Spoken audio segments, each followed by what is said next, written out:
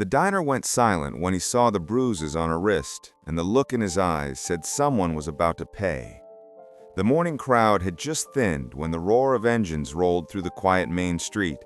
Chrome and leather glimmered under the summer sun as the iron vultures pulled up outside Maddie's diner, the kind of place where every cup of coffee came with a side of gossip.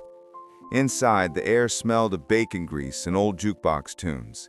Maddie moved between tables with her usual polite smile, though her sleeves were tugged down lower than usual. At the corner booth, Rex Dalton, the gang's leader, broad-shouldered, mid-40s, gray beard streaked with sun, sipped black coffee in silence. His reputation was the kind people whispered about, ruthless on the road, loyal to his own.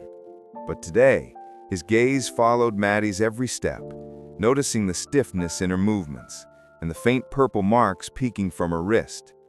Something in the room shifted, like a storm about to break. Rex set his mug down slowly, the sound sharper than it should have been. The diner's chatter died mid-sentence. Maddie froze, her polite smile flickering as he quietly said, "Who did that to you?" She shook her head fast, too fast, and whispered, "It's nothing, Rex. Please don't." But he'd seen that kind of fear before, in faces left behind by violence, in the mirror years ago when he'd been a different man. His hands curled into fists, the tattoos on his knuckles stretching tight. Around him, his crew waited for a signal. When Maddie turned away to pour coffee, Rex noticed her flinch at the door chime. A man had just walked in, clean-cut, smug, the kind of smile that reeked of control. He slid into a booth like he owned the place. Rex watched him reach for Maddie's wrist when she passed, forcing her to spill the cup. The sound of shattering ceramic echoed through the diner. For a heartbeat, everything froze, steam rising from the floor, Maddie's eyes wide with apology, the man's sneer curling into something cruel. Then Rex stood up. The air itself seemed to hold its breath. No words, just the heavy sound of boots crossing linoleum. Rex didn't throw a punch. He didn't have to. He simply stepped between Maddie and the man, his presence alone enough to pull every pair of eyes in the diner.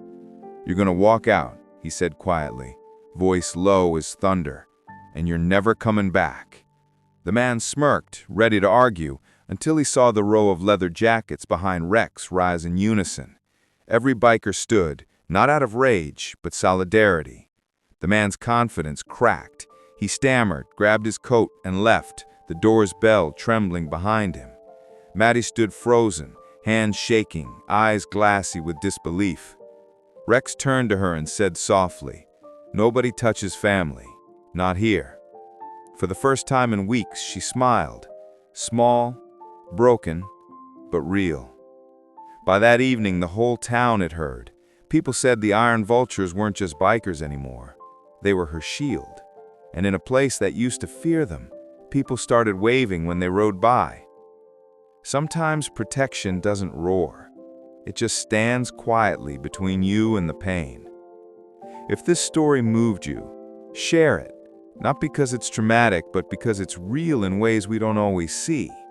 Behind every quiet smile, someone might be hiding a bruise the world chose to ignore. And sometimes kindness doesn't come from saints or saviors. It comes from the people you'd least expect. At Hidden Struggles, we tell stories like this. Small moments of courage, compassion, and change that never make the news, but define humanity in silence. If this story touched you, leave a comment, share it, or tag someone who still believes in second chances, because stories like these remind us strength isn't in the noise we make, but in the peace we protect. Because every story seen is one less struggle ignored.